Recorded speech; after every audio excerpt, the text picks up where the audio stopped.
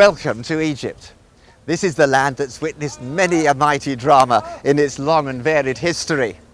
But none have been of more enduring significance than when one of its ancient pharaohs found his will in direct confrontation with the will of Almighty God, as expressed through his servant Moses.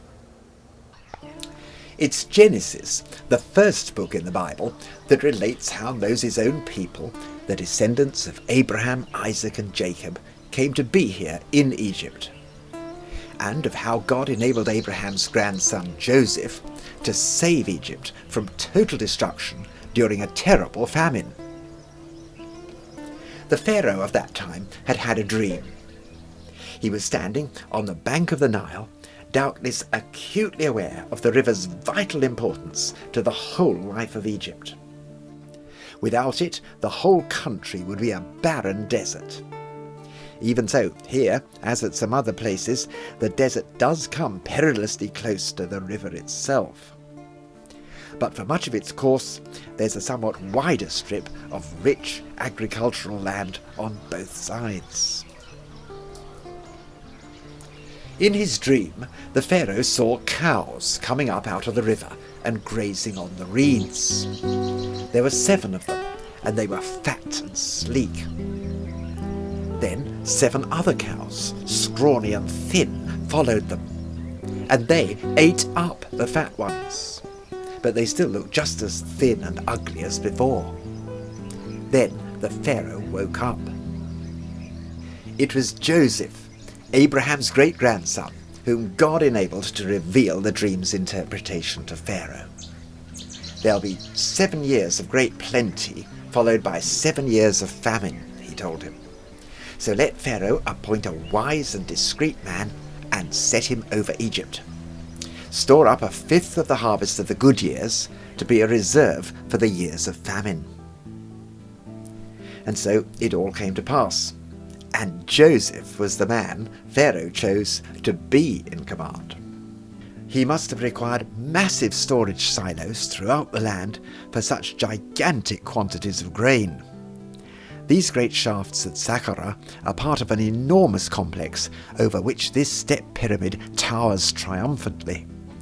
It's the very first pyramid, and it was designed by Imhotep, the foremost minister of Djoser, king of Lower Egypt. Imhotep's life and Joseph's are startlingly similar in detail. Indeed, many today consider them to have been the same person. If so, then these very shafts may well have been built at Joseph's command to house the great grain surplus. And this whole well-fortified complex may have been Joseph's administrative centre, to which people came from far and wide to buy grain. Perhaps it was before this forbidding entrance that his own brothers from Canaan joined the queue. So God enabled him to save not only the Egyptians from total destruction, but also his own family, Abraham's descendants. The famine was equally severe up the coast in Canaan, so Joseph arranged for them to emigrate from there and settle here in the region of Goshen. So that, the Bible records, is how the people of Israel came to be here in Egypt. The Egyptians had a very great deal for which to be thankful to the Israelites. But 400 years later, these events have long since been forgotten, and Joseph's descendants have become so numerous that a new Pharaoh fears them. He orders that all the newborn Hebrew baby boys should be thrown into the Nile. Let's just imagine the anguish of Moses' mother as she put him in a basket of bulrushes and entrusted him into the hands of God as she placed it among the reeds in this crocodile-infested river. Well, Pharaoh wanted this little boy dead, but God wanted him alive, and saw to it that he's saved by the Pharaoh's own daughter, who brought him up in the Egyptian court as her own adopted son. So Moses was educated in all the wisdom of the Egyptians, and was mighty in words and deeds. The immense remains here at Karnak are an awesome reminder of the sheer might of the Egyptian civilization, which persisted, little changed, for over 3,000 years. This wilderness of ruins is amazing evidence of the devotion of the pharaohs to the great god of Thebes, Amun-Ra himself. In whichever actual period he lived, we can only guess at the conflict Moses experienced between his Egyptian and Hebrew cultures. But he never lost either his sense of Hebrew identity or his hot indignation over his people's sufferings. The evidence for them was all around, not least in the mud bricks the Egyptians forced the Hebrews to make with which to build their great projects. In the mud pits of slavery they toiled, for day after day, year after year, century after century. It's no wonder they cried out to God for a deliverer. By the time he was 40, Moses could stand the oppression of his people no longer. Seeing an Egyptian beating a Hebrew, he killed the Egyptian and hid his body in the sand. He thought that his own people would realize that God was using him to rescue them. But they didn't. "Who made you a ruler and judge over us?" was all the thanks he got. When the Pharaoh learnt of Moses' action, he tried to kill Moses. And so Moses had to flee for his life, away from all the influence, prestige, money, and fame which had been his. But where exactly did he go? The traditional route has always considered he fled into the Sinai Peninsula, where St. Catherine's Monastery commemorates the momentous events that were to follow. Or was this location still too close for comfort? Moses must have had Pharaoh's search parties after him.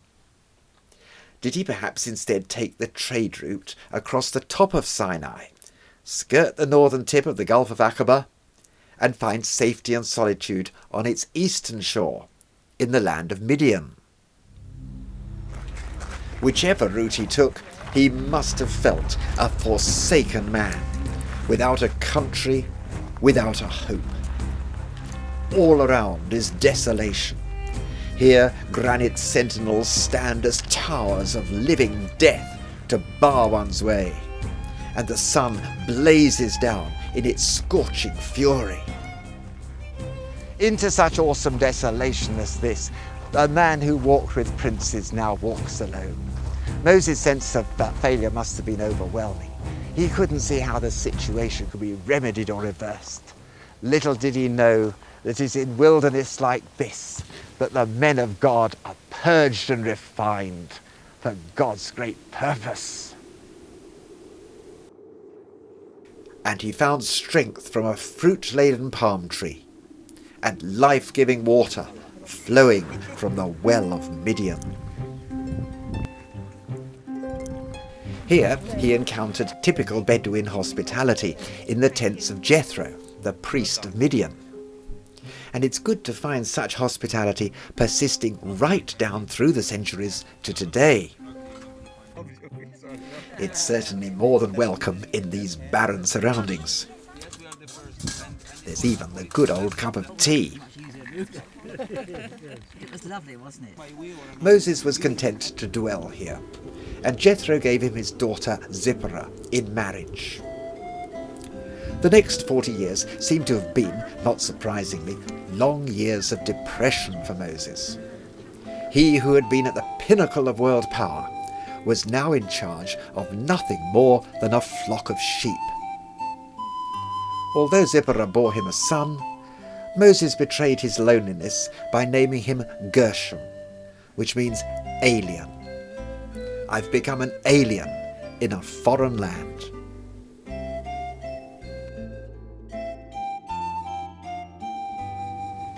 Now Moses was minding the flock of his father-in-law Jethro, the priest of Midian, and he led his flock to the far side of the wilderness, and he came to Horeb, the mountain of God. It was here that an angel of the Lord appeared to him in a flame of fire from the midst of a bush. And Moses looked and he saw, and although the bush was on fire, it wasn't being burnt up. And Moses said, I will turn aside and see this great sight, why the bush is not being consumed. And when God saw that he turned aside to see, the angel of the Lord called to him from the midst of the bush, Moses, Moses. And he said, Here I am. And he said, Take off your shoes from off your feet, for the ground on which you're standing is holy ground. This momentous encounter has been commemorated here at St. Catherine's Monastery at the foot of the mountain for around 1700 years. The massive fortress wall all around it was built by the Emperor Justinian in the 6th century to protect the monks from repeated Arab attacks. This penthouse used to provide the only means of entry. You had to be hauled up into it. Today there's a doorway, but it's only a very small one. Inside, it's like a miniature town of the Middle Ages, with its narrow, crooked streets, its closely compacted buildings, and its many different architectural styles. Everything's delightfully haphazard, and it all tells of centuries of readjustment within the protecting walls. The monastery certainly wasn't designed to accommodate today's great influx of pilgrims and tourists. They're all irresistibly drawn to this bush. Could it possibly be the descendant of the burning bush itself? It's certainly a great attraction, and a potent reminder that it was at such a bush that God told Moses, I'm sending you to Pharaoh to bring my people, the Israelites, out of Egypt. So Moses said farewell to the tents of Jethro, took his wife and sons, and started back to Egypt. And he took the staff of God in his hand.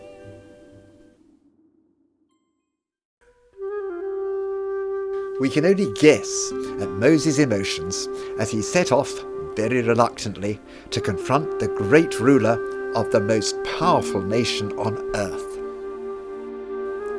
The civilization of ancient Egypt flourished little changed for around 3,000 years. To this day, reminders of the power of Egypt's amazing pharaohs permeate the whole land. From the mighty pyramids in the north, old even in Moses' day, to the colossal limestone statue of Ramses II further south at Memphis, and not least, in the far south, the great temple of Abu Simbel in Upper Egypt. It's a breathtaking sight, hewn out of the solid cliff in the 13th century BC, in honour once again of Ramses II. He's shown here wearing the double crown of Upper and Lower Egypt. It's just awesome to stand here beneath these towering figures. Many consider that it was this Ramses who was the pharaoh who found himself in direct confrontation with the will of God as expressed through Moses. This is what the Lord God of Israel says, "Let my people go, that they may serve me." Just alongside is a smaller temple Ramses built to honour his favourite wife Nefertari. Was it perhaps her son who was to feature so prominently in the impending drama? As Pharaoh's heart became ever harder and his resistance to God's will ever stronger, Moses told him, "This is what the Lord, the God of Israel, says. Israel is my firstborn son, but you refuse to let him go, so I will kill your firstborn son." And so, as the sun sank over the Nile that night, the angel of the Lord struck down all the firstborn of the Egyptians. And there arose a great cry in Egypt, because there was not a house in which one was not dead. And And Pharaoh summoned Moses and Aaron and said, "Go out from among us, you and your people. I set you free." It's from the land of Goshen in the Nile Delta, and probably from around the great cities of Tanis or Avaris, that they set out. Tanis was the capital of Egypt for about 200 years. The present remains have been excavated from beneath the massive silt covering which the annual flooding of the Nile constantly deposited along its banks. There's a great poignancy about the eerie desolation of these lonely remains. The pride of this once very great city is no more. Its fallen images a picture of how God puts down the mighty from their thrones, as indeed he did with Pharaoh on that fateful night. The disaster and destruction of which these ruins are a silent witness are a telling reminder to us, even today, of the judgment of God which fell on the whole land that night. Only those who had obeyed God's command to put the blood of a lamb on their doorposts were to be saved. And so it's from this now silt-covered region that the great Exodus was to set out on its epic adventure. But from here, near Pi-Ramesses in the Nile Delta, which route did they take? God didn't lead them along this coastal road, though that way to the Promised Land was far shorter. There would have been Egyptian forts every 8 miles or so. So instead, he led them across the Sinai Desert, towards the northern tip of the Red Sea, today's Gulf of Aqaba. Across this vast and dreadful desert they must have come, Moses leading 600,000 men, not counting women and children. By day the Lord went ahead of them in a pillar of cloud, and by night in a pillar of fire to guide them. Meanwhile, Pharaoh changed his mind. "What have we done? We have let them go and we have lost their services." So he set off in hot pursuit with 600 of his best chariots, along with all the other chariots in Egypt. As the great Exodus was traversing Sinai, the Lord said to Moses, "Turn back and camp near Pi-Hahiroth between Migdol and the sea. Pharaoh will think that the Israelites are wandering around the land in confusion, hemmed in by the desert. And I will harden Pharaoh's heart, and he will pursue them." So at God's command, Moses led the great company on this totally unexpected and unintelligible detour. Unknown to him, millions of years earlier, a vast inland sea here had emptied itself into today's Red Sea, carving a great canyon through the solid rock. Driving through this canyon today, we can readily understand the unimaginable quantity of water, rocks and stone which must have swept along here, carving this defile ever deeper, before depositing itself into the Red Sea. The beach formed by this debris is so enormous that it's clearly visible from space. It's easily able to accommodate vast numbers of people and their herds. Today, the first sight of the Red Sea is a thrilling moment, but not so for the vast throng with Moses. The thunder of Pharaoh's best chariots and horses could be heard ever closer behind them. The mountains on either side of the canyon hemmed them in, thwarting any chance of escape, and the way ahead was barred by the sea itself. Could it have been Joshua, perhaps, Moses' assistant, who arrived first to assess the situation, which was becoming increasingly dire? The Israelites looked up, and there were the Egyptians charging after them. They cried out to Moses, "Was it because there were no graves in Egypt that you brought us out here to die in the wilderness?" Moses said to them, "Stand firm, and you will see the salvation of the Lord. The Egyptians you see today, you will never see again." The Lord said to Moses, "Stretch out your staff over the water and divide the water that the people may cross on dry land. Moses lifted up his staff, and the Lord blew with a strong east wind all night and parted the waters. The waters were divided, and the Israelites went through the sea on dry ground. The debris which forms the vast beach continues beneath the sea here, establishing an underwater sandbar right across to the far side. But to its north and south, the sea is about a mile deep. So could it be that for a very long time God had been preparing the way for this great deliverance? The jagged, sharp sand from the canyon could easily support the weight of cattle and wagons.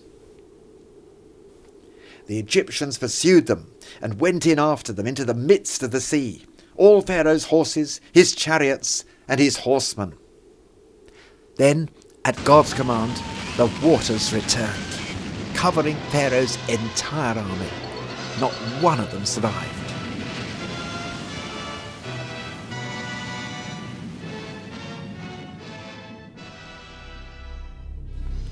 On the seabed today, we can see that coral has attached itself to objects which seem to resemble wreckage from such a disaster. Upturned wheel-like structures still appear to be attached to their axles, and the seabed itself is strewn with very many vivid reminders of that most momentous deliverance. So the Lord saved Israel that day from the hand of the Egyptians, and Israel saw the Egyptians dead on the seashore. Israel never forgot the Exodus. From then till now, in every generation, each individual Jew is bound to regard himself as if he personally had gone forth from Egypt. In explaining the significance of their Passover celebrations to their children, Moses commanded them, "You shall tell your son, it is because of what the Lord did for me when I came out of Egypt."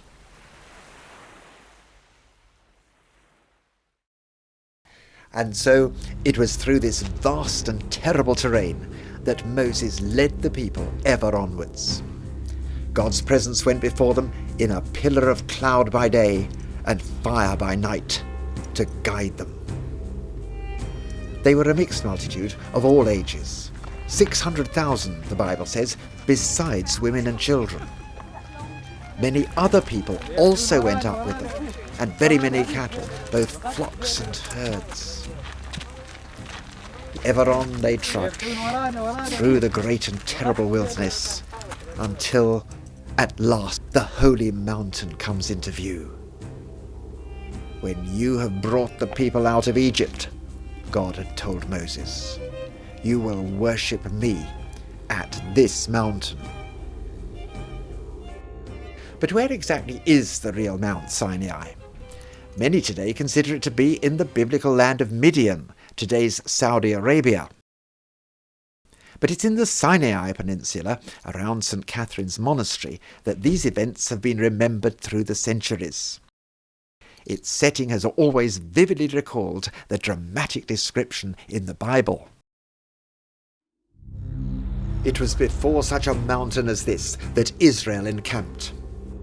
God told Moses to set a boundary around the foot of the mountain.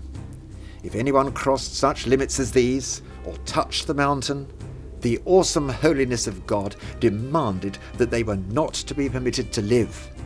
Whether man or beast, they were to be put to death. So here the nation of Israel stood before their God.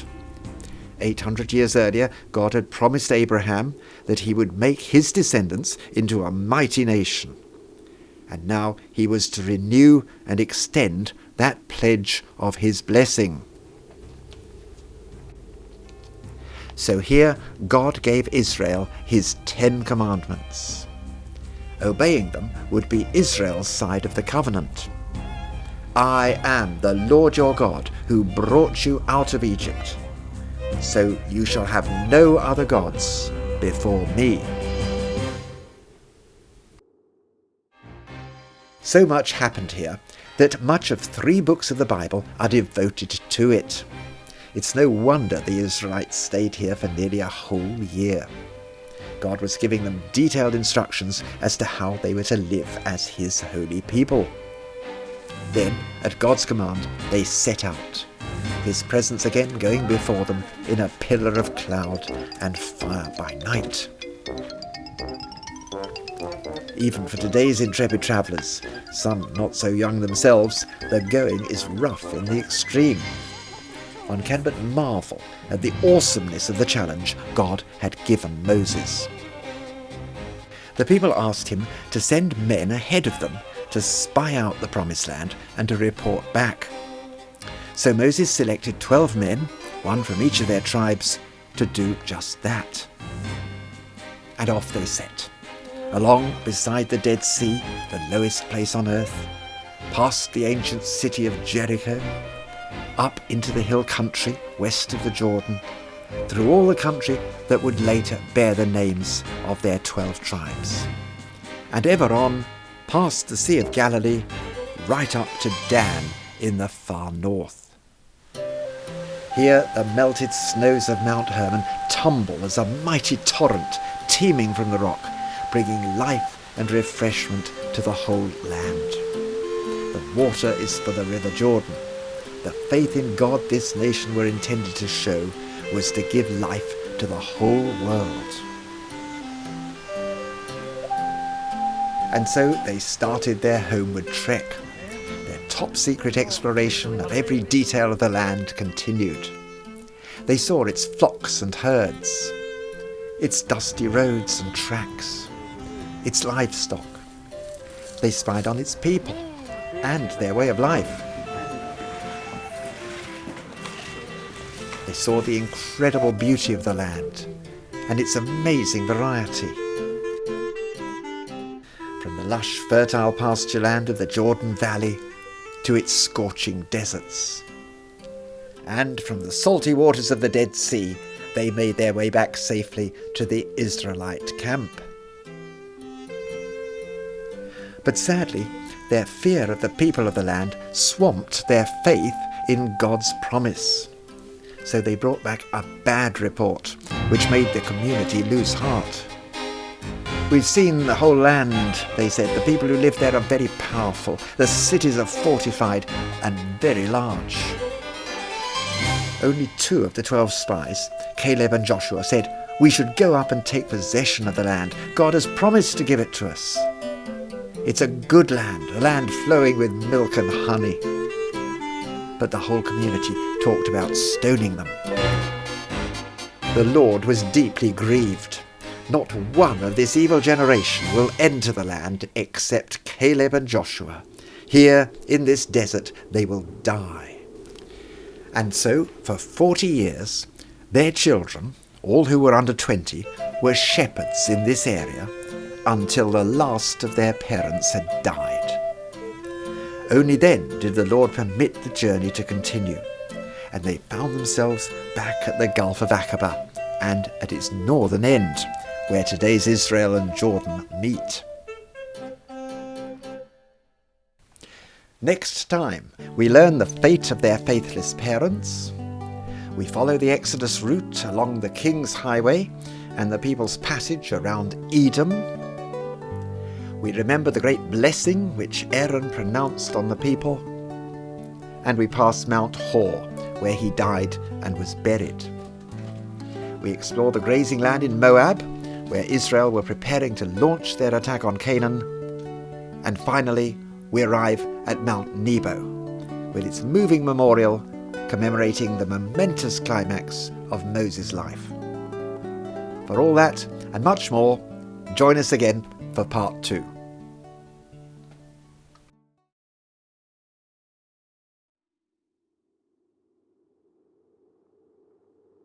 The Lord was deeply grieved with Israel. 10 of the 12 spies had brought back a bad report of his promised land, and all the Israelites had grumbled. So the Lord swore in his fury, "As surely as my glory fills the whole earth, not one of this evil generation will ever see the land I promised to their forefathers. Only Caleb and Joshua were to be permitted to do so. As for the rest, God said, "Here, in this desert, they will die." And so, for 40 years, their children, all who were under 20, were shepherds in this area until the last of their parents had died.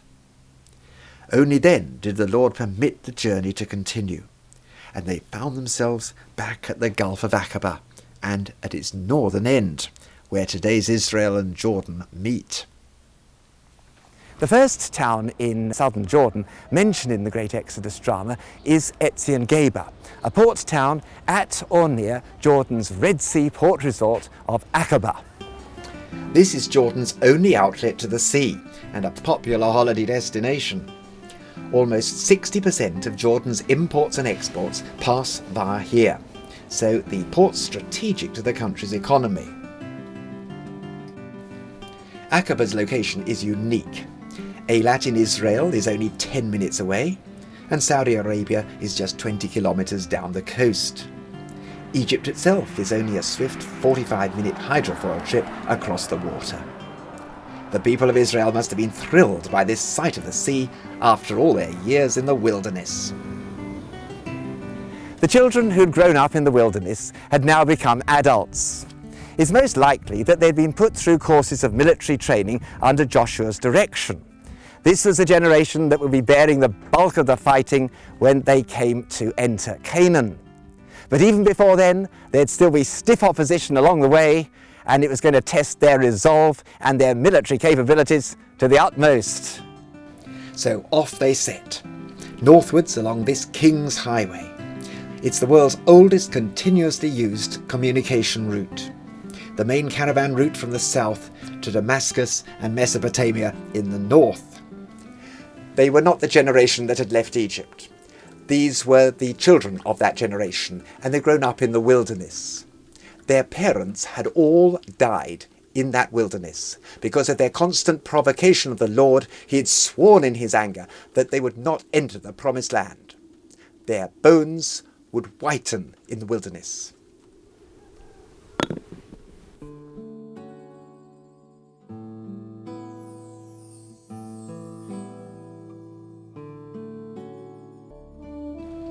The route passed first through the territory of the descendants of Esau, who lived in Seir, the land of the Edomites. God told them not to provoke these, their blood relatives, to war, because he'd already given Esau the hill country of Seir as his possession. So Moses sent a polite request to the king of Edom, asking for permission to pass through his land. Unfortunately, he refused, and he came out against them with a large and powerful army. This show of force caused Moses to turn aside and make a lengthy detour around Edom in order to avoid any chance of conflict with this brother nation. In the same way, God told them not to harass the Moabites, further north, or the Ammonites. They too were blood relatives, descendants of Lot, and the Lord had given them their land as well.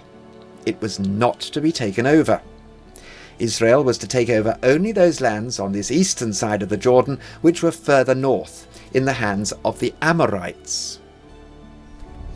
It was here, near the border with Edom, that the Lord summoned Moses and Aaron to the top of Mount Hor, just over there behind me.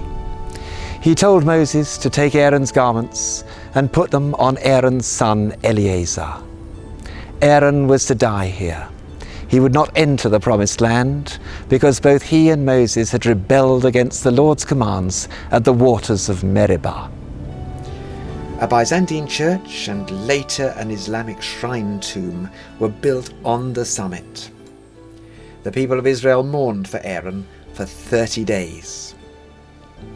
Aaron is remembered particularly for the beautiful priestly blessing which the Lord commanded him to give to the people of Israel. The Lord bless you and keep you. The Lord make his face to shine upon you. The Lord lift up his countenance upon you and give you peace.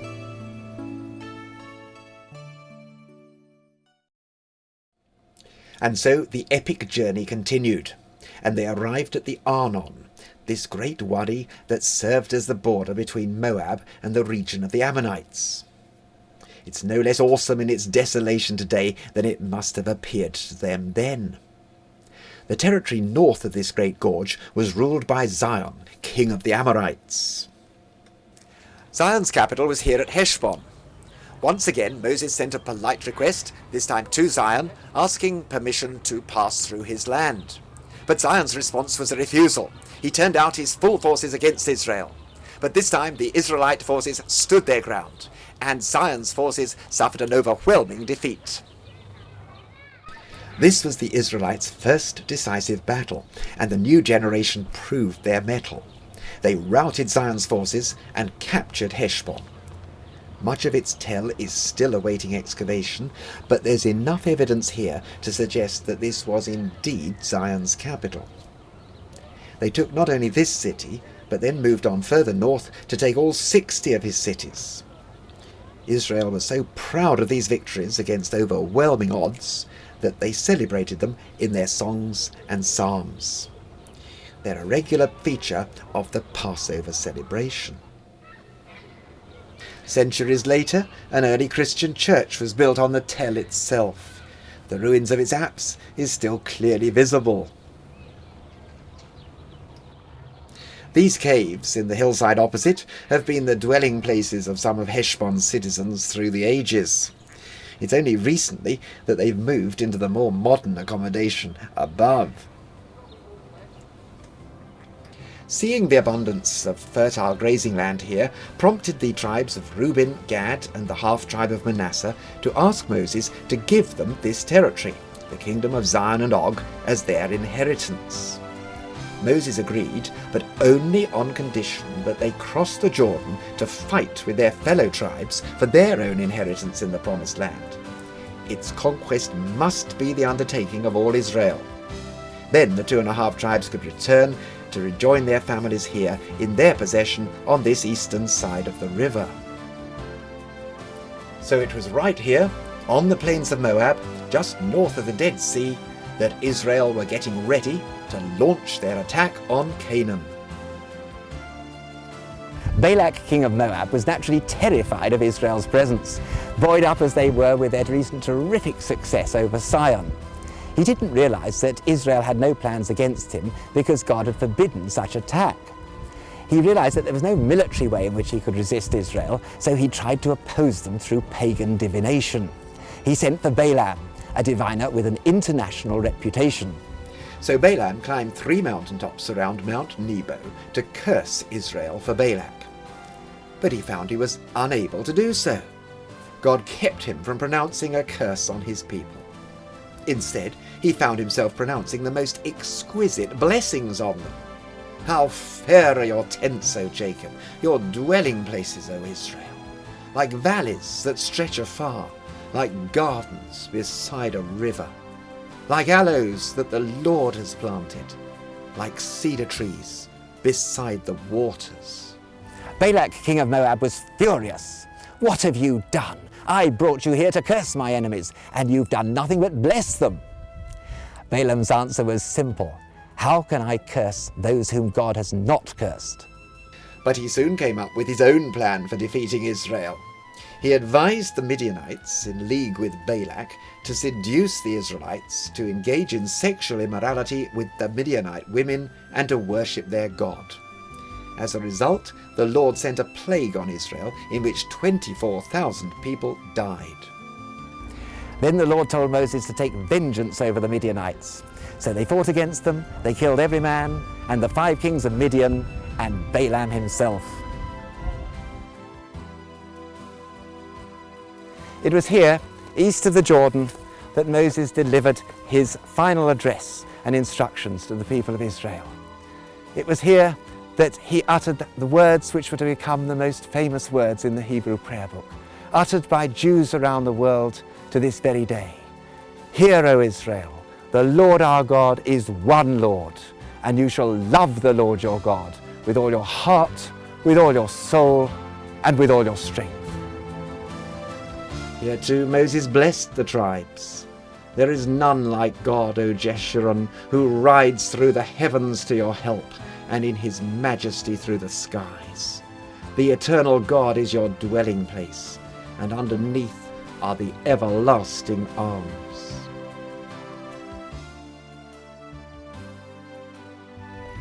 And so the epic journey is almost over. Through the howling wilderness, across trackless deserts, God had led his people with a pillar of cloud by day and a pillar of fire by night. And now they were within actual sight of the promised land.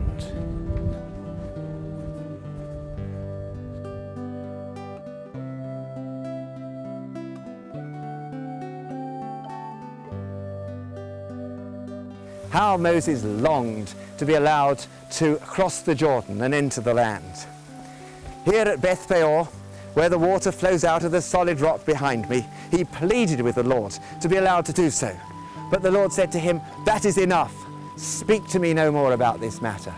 Go up to the top of Pisgah and see the land with your own eyes, since you are not going to cross this Jordan. You will die on this mountain."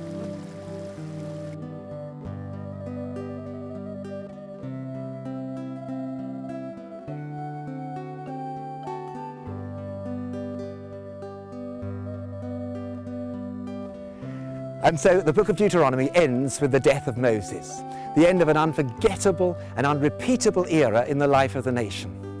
At God's command, Moses climbed Mount Nebo, right there behind me, and the Lord showed him the whole land. The Lord told him, "This is the land I promised on oath to Abraham, Isaac, and Jacob, when I said, 'I will give it to your descendants.' I have let you see it with your eyes, but you will not cross over into it."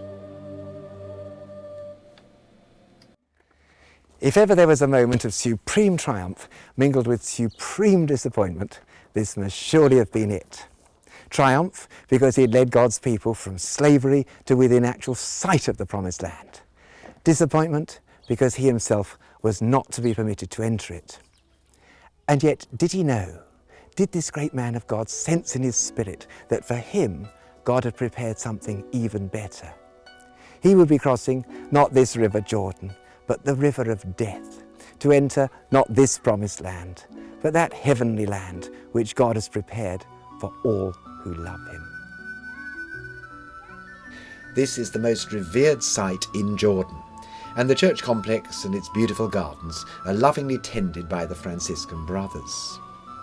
Beneath the modern roof lie the remains of several churches which have been built here over the centuries to commemorate the momentous climax of Moses' life. The apse itself is the oldest part. It was built in the 4th century. The altar legs of a later church still stand in its own apse, with the remains of yet another church behind.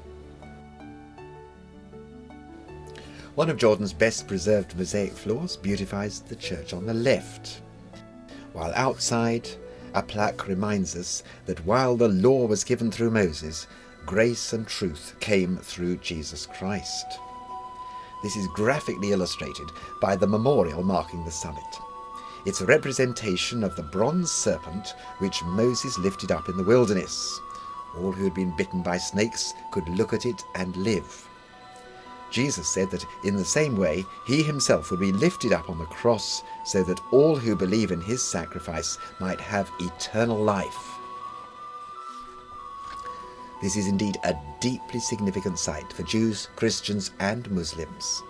And to pray here in the church is for many an overwhelmingly moving experience.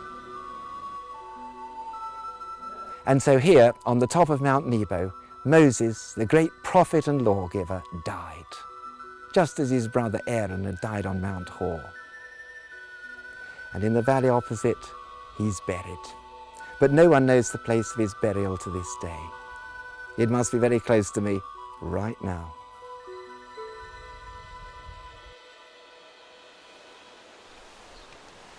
So now only the river Jordan stood between the people of Israel and the promised land. The Lord said to Joshua, "Get ready to cross the Jordan, you and all these people, into the land I am about to give them."